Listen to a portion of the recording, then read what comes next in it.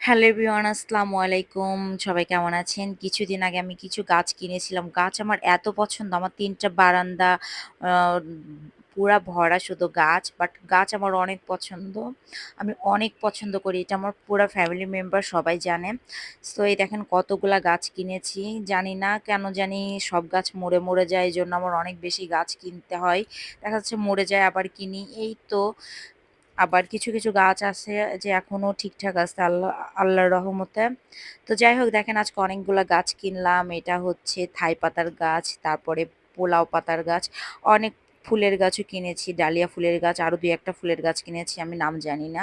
So যাই হোক আপনাদের সঙ্গে শেয়ার করলাম। আর আপনাদেরও কেমন লেগেছে অবশ্যই কমেন্ট করে জানাবেন।